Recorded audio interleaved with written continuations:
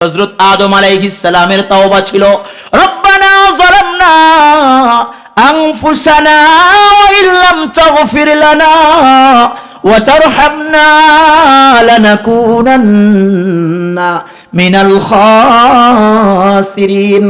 আল্লাহ তাআলা আদমকে সৃষ্টি করার পরে জান্নাতে যখন মা হাওয়াকে দিলেন, আল্লাহ তাআলা ঘোষণা দিলেন, এই জান্নাতের যেখান থেকে তোমাদের মনে চায় সেখান থেকে খাও, তবে ওয়ালা তাকরাবা হাযিহিশ শাজারা ফাতাকুনা মিনাজ যালিমিন, তবে এই গাছের কাছে যাইবা না, এই গাছের কাছে কি করবা না, যাইবা না, তাহলে কি হয়ে যাইবা, জালেম হয়ে যাইবা। কিন্তু আদম আলাইহিস সালাম ভুলে ওই নিষিদ্ধ গাছের কাছে গেলেন, যাওয়ার পরে ফল খাইলেন। অনেক লম্বা কথা, আল্লাহ তার আসমান থেকে জান্নাত থেকে আদম এবং মা হাওয়াকে জমিনের মধ্যে পাঠিয়ে দিলেন। দীর্ঘকাল পর্যন্ত আদম আলাইহিস সালাম যেই দোয়াটা পাঠ করেছিলেন সেটি হলো, রব্বানা যালামনা আনফুসানা ওয়া ইল্লাম তাগফির লানা ওয়া তারহামনা লানাকুনান্না মিনাল খাসিরিন। হে আমাদের রব, আমি আমাদের উপরে জুলুম করেছি, আমরা আমাদের উপরে কি করেছি, জুলুম করেছি।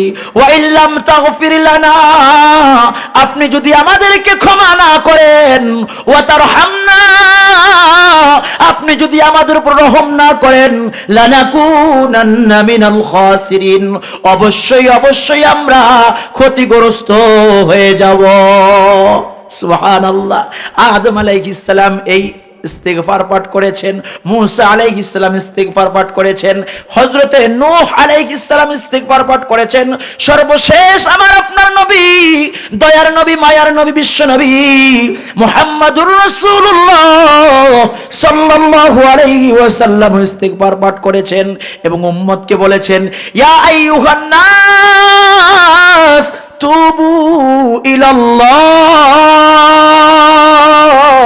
ফাইন্নী আতুবু ফিল ইয়াউমি ইলাইহি মিআতা মাররা।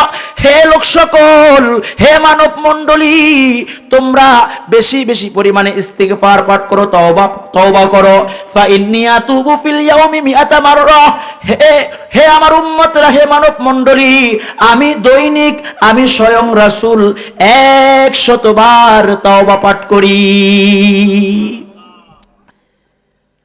আমার আপনার নবী বিশ্বনবী মুহাম্মদুর রাসূলুল্লাহ সাল্লাল্লাহু আলাইহি ওয়াসাল্লামের কোনো গুনাহ আছে? এতটা সত্ত্বেও নবীজি দৈনিক কয় শতবার তওবা করতেন? আমি বয়ানের শেষে জিজ্ঞেস করব, মনে রাখতে হবে, কি যাইবেন এই মাহফিল থেকে? কিচ্ছা কাহিনী বলছি, আগেই যাব না, কি নিয়ে যাবেন? এখন আপনাদের একটা প্রশ্ন হতে পারে যে হুজুর, নবীর হাতে তওবা করলেন, এই তওবা, নবীদের তো কোনো গুনাহ নাই, নবীদের কোনো গুনাহ আছে? আহলে সুন্নাত ওয়াল জামাতের আকীদা হচ্ছে নবীরা হচ্ছেন মাসুম। নবীরা হলেন কি? নবীদের কোনো গুনাহ নাই। এতটা সত্ত্বেও নবীরা কেন তওবা করলেন? খুব খেয়াল করে শুনবেন যে নবীরা এই জন্য তওবা করেছেন যে রব্বুল আলামিনের কাছে তাদের মর্যাদা আরো বৃদ্ধির জন্য। বলেন সুবহানাল্লাহ। আল্লাহর কাছে তাদের মর্যাদা কিসের জন্য? বৃদ্ধির জন্য। 2 নাম্বার কারণ হলো উম্মতকে শিখাইবার জন্য। উম্মতকে কি? শিখাইবার জন্য। 3 নাম্বার কারণ হলো তাদের যেই পরিমাণ কাজ করা দরকার ছিল সেখানে কমতি হয়ে যাচ্ছে, এই জন্য রব্বুল আলামিনের কাছে নিজের দুর্বলতা পেশ করার জন্য, ওজরখাই করার জন্য। 3টা কারণে নবী সাল্লাল্লাহু আলাইহি ওয়াসাল্লামগণ তাওবা করেছেন। তো এর মধ্যে একটা কারণ হলো উম্মতকে শিখাইবার জন্য, প্রত্যেকের স্ব উম্মতকে কি করার জন্য? শিখাইবার জন্য। আজকে তো আমরা দেখা যাচ্ছে কত গুনাহ আমরা করি কি করি না? এমন একটা যুগ ছিল, এমন একটা সময় ছিল, যেই সময়ের মধ্যে আমাদের পূর্বপুরুষরা, আমাদের বাপদাদারা এমনও মানুষ ছিলেন যারা 40 বছর পর্যন্ত কোনো গুনাহ করেন নাই। কয় বছর যাবত? 40 বছর যাবত কোনো গুনাহ করেন নাই। তার একটি ঘটনা ওলামায়ে হিন্দ কি শানদার মাজি একটা কিতাব আছে, ওই কিতাবের মধ্যে এই ঘটনাটি আসছে। খাজা কুতুবউদ্দিন বখতিয়ার কাকি রহমাতুল্লাহ আলাইহি, খাজা কুতুবউদ্দিন বখতিয়ার কাকি রহমাতুল্লাহ আলাইহি, যার নামে ওই যে দিল্লির কুতুব মিনার দাঁড়িয়ে আছে, এই খাজা কুতুবউদ্দিন বখতিয়ার কাকি রহমাতুল্লাহ আলাইহি তিনি তার মৃত্যুর আগে তার সন্তানদেরকে, তার খলিফাদেরকে উপদেশ করলেন, নসিহত করলেন, ওসিয়ত করলেন, ও আমার সন্তানেরা, আমার জানাজা আমার মৃত্যুর পরে যাকে তাকে দিয়ে পড়াইবা না, যার মধ্যে 4টা গুণ পাইবা তাকে দিয়ে আমার জানাজা পড়াইবা। যদি এই 4 গুণে গুণান্বিত মানুষ না পাও, তাহলে আমাকে বিনা জানাজায় আমার দাফন করে দিবে। 1 নাম্বার গুণ হলো, যার জিন্দেগিতে কোনদিন তাকবীরে উলা ছাড়া 1 ওয়াক্ত নামাজ ছুটে নাই। 1 নাম্বার গুণ, যার জিন্দেগিতে কোনদিন 1 ওয়াক্ত নামাজ কি করে নাই, তাকবীরে উলা ছুটে নাই। ও আমার সন্তানেরা, 2 নাম্বার, যার জিন্দেগিতে কোনদিন আসরের নামাজের পূর্বে 4 রাকাত সুন্নাত ছুটে নাই। ও আমার সন্তানেরা, যার জিন্দেগিতে কোনদিন তাহাজ্জুদের নামাজ ছুটে নাই।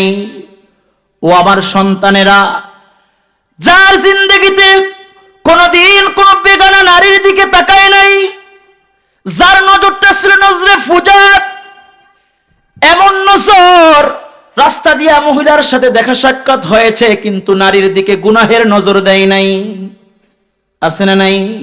একটা হলো খাহেসাতের দিকে তাকানো, আর একটা হচ্ছে স্বাভাবিকভাবে।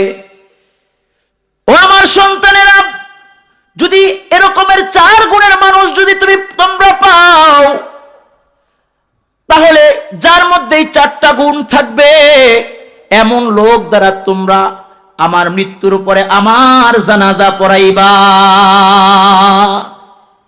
এই 4 গুণে গুণান্বিত মানুষ দিয়ে আমার জানাজা পড়াইবা। খাজা কুতুবউদ্দিন বখতিয়ার কাকি রহমাতুল্লাহ আলাইহি ইন্তেকাল হয়ে গেল। এবার বিরাট ময়দানে খাজা কুতুবউদ্দিন বখতিয়ার কাকি রহমাতুল্লাহ আলাইহি জানাজা পড়ানোর জন্য তাকে নিয়ে যাওয়া হয়। এত কোনো সাধারণ কোনো জানাজা না, যার লক্ষ লক্ষ মুরিদ, লক্ষ লক্ষ খলিফা, কেমন বড় জানাজা হইতে পারে একটু চিন্তা করা যায়। আমরা তো খাজা কুতুবউদ্দিন বখতিয়ার কাকি রহমাতুল্লাহ আলাইহির জানাজা দেখি নাই, তবে আমরা দেখেছি আল্লামা শাহ আহমদ শফী রহমাতুল্লাহ আলাইহির জানাজা, আল্লামা জুনায়েদ বাবু নগরী রহমাতুল্লাহ আলাইহির জানাজা। কেমন শানদার জানাজা আমরা দেখেছি। চরমনাইয়ের কুতুব আল্লাহর ওলির জানাজা আমরা দেখেছি। আজিজুল হক রহমাতুল্লাহ আলাইহির জানাজা, যাদের মৃত্যুর পরে শুধু মানুষ কাঁদে নাই, আকাশও কেঁদেছে। ও বাবা, যখন চরমনাইয়ের কুতুব ফজলুল হক রহমাতুল্লাহ আলাইহির ইন্তেকাল হয়, তখন আমি বরিশালে লেখাপড়া করি ধর্মাদি মাদ্রাসায়। আমার স্পষ্ট মনে আছে, ওই দিন বৃষ্টি হয়েছিল। তখন এই ঘটনার সাথে মিলে যায় যে সকল আল্লাহর বান্দারা দুনিয়ার থেকে চইলা যায়, শুধু দুনিয়ার মানুষ কাঁদে না, আকাশও তাদের জন্য কান্না করে। আল্লাহু আকবার। তো আমরা এবার চিন্তা করতে পারি, খাজা কুতুবউদ্দিন বখতিয়ার কাকি রহমাতুল্লাহ আলাইহির জানাজা কেমন জানাজা হইতে পারে। লক্ষ লক্ষ মানুষ ওই জানাজা হাজির। সন্তানরা ঘোষণা দিল, কে আছেন যে যার জীবনে কোনোদিন 1 ওয়াক্ত নামাজ তাকবীরে উলা ছুটে নাই?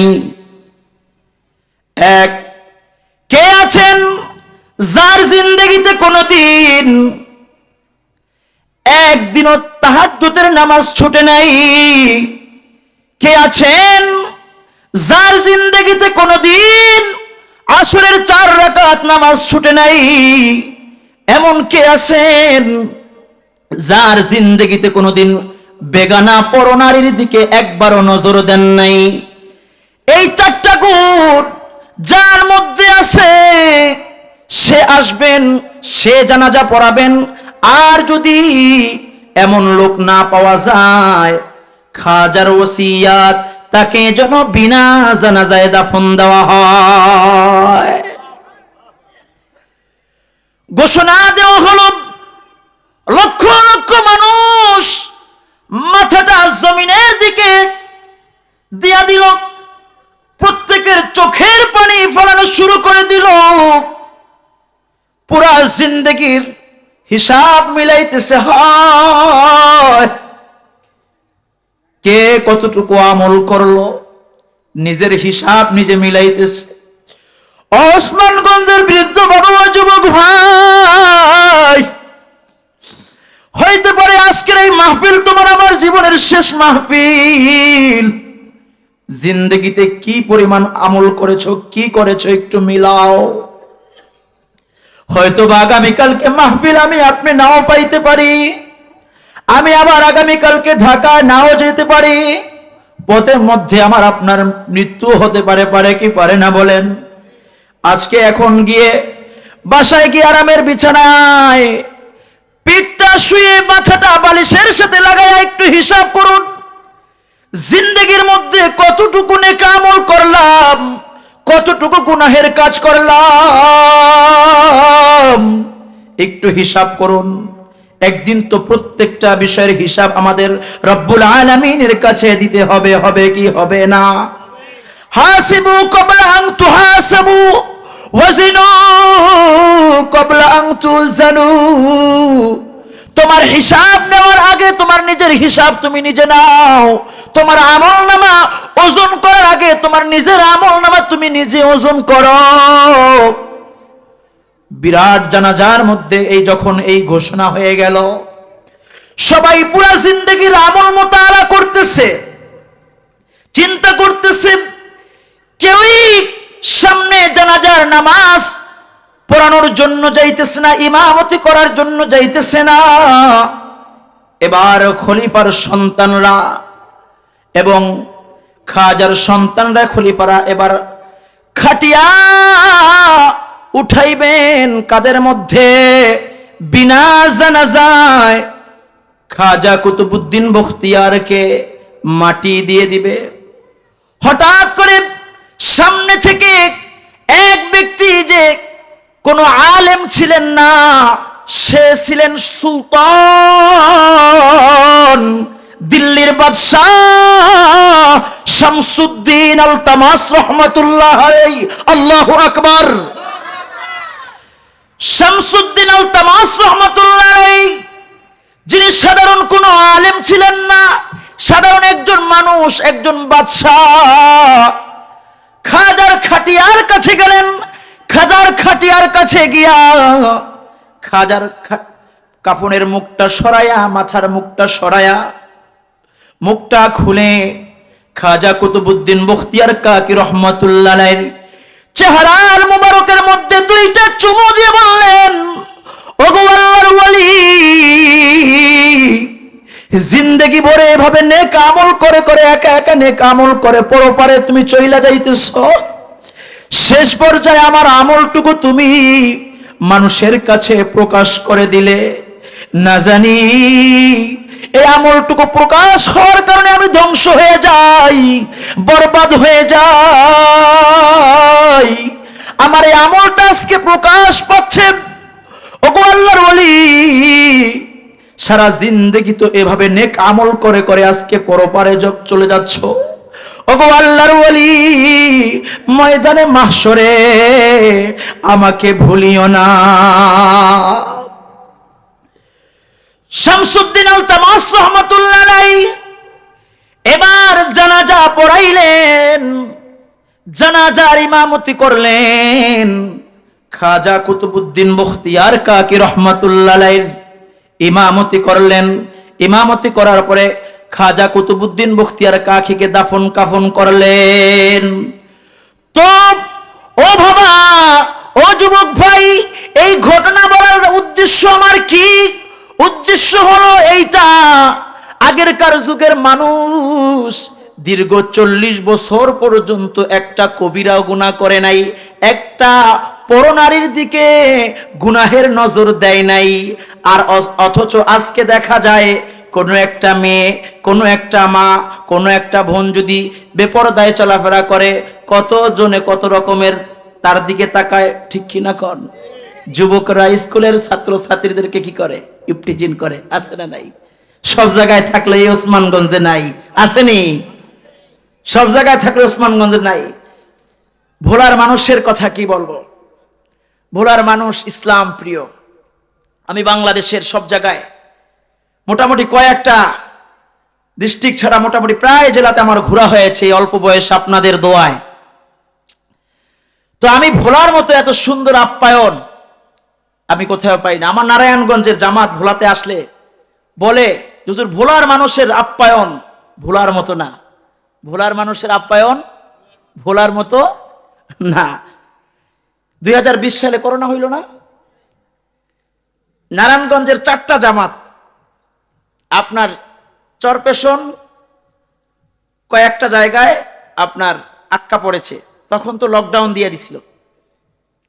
ভোলার মানুষের আপ্যায়নের কথা আপনি গল্প শুনাই। তো আটকা পড়েছে, এখন লকডাউন, কি করবে? গাড়িগুড়ি কোনো কিছুই চলে না, লঞ্চ চলে না। একটা ট্রলারে ভাড়া করলো ভোলার চরপেশনের সাথীরা, মুরব্বীরা একটা ট্রলার ভাড়া করে দিল, সেই নারায়ণগঞ্জ যাবে, ফতুল্লা। তো প্রতিমধ্যে আপনার এই বাগমারা চর আছে না, এই বাগমারা চর আসার পরে আপনার ট্রলার গেছে নষ্ট হইয়া। কি এক বিপদ! সব শহরের পোলাপান জানে না ঠিক মতো সাঁতার কাটতে। তো খানা জানিছে তাও শেষ। পরে চরের মধ্যে তখন তরমুজের সিজন ছিল, করোনাটা যখন শুরু হয় গরমের সিজন, তরমুজের সিজন ছিল, রোজার আগ দিয়া করোনা শুরু হয়, মনে আছে নি আপনাদের? আরে এক করোনায় সমগ্র দুনিয়া উলট পালট করে গেছে। তো তরমুজের ক্ষেত ছিল। তো এখন মানুষ, ওরা যেটা বললো আমাকে, হুজুর মার পেটেরতে পইরা এই পর্যন্ত এত তরমুজ খাই নাই, যেই 3-4 ঘন্টায় যেই তরমুজ খাইছি। বলেন আল্লাহু আকবার। হুজুর আমরা 8 ঘন্টার পর্যন্ত ওই চরের মধ্যে ছিলাম, চরে ফাঁকা ফাঁকা অল্প অল্প ঘর, আমাদের জন্য হাঁস জবাই কইরা, মুরগি জবাই কইরা দেশি আমাদের জন্য নিয়ে আসছে, ওরে খাওন। ভোলার মানুষের মতো এমন আপ্যায়ন, এত ইসলাম প্রিয় বাংলার দেশের কোন দৃষ্টিকে নাই। আমাদের এই যে লঞ্চে আসা যাওয়ার পথে আলহামদুলিল্লাহ ভোলায় অনেক যারা আসে বাহির থেকে, সব বক্তারা আমাদের গল্প হয় লঞ্চে, যে ভোলার মানুষ খুব আপ্যায়ন করতে জানে এবং খুব ধার্মিক। আল্লাহ তাআলা এই ভোলাবাসীকে কবুল করুক, আমিন।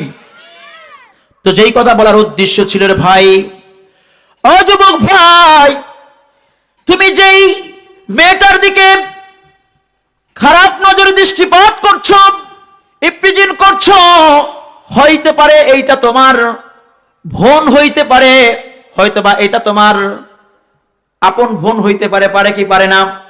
কেন তুমি তাকাইবা? এটা তো কোনো উত্তম চরিত্রের অধিকারী না, উত্তম চরিত্রের লক্ষণ না। তো এই জন্য আমাদের আগেরকার বুজুর্গরা এভাবে গুনার থেকে বাঁচিয়েছিলেন। আমাদেরও গুনার থেকে বাঁচিয়ে থাকার দরকার আছে না নাই? গুনাহ হয়ে যাবে, গুনাহ করব, গুনার দরজা কিয়ামত পর্যন্ত চলতে থাকবে। তওবার দরজা আল্লাহ কি করবেন না? বন্ধ করবেন না। ইনসান অর্থ, ইনসান এই শব্দটা আননিসিয়ান থেকে, যার অর্থ হলো ভুল।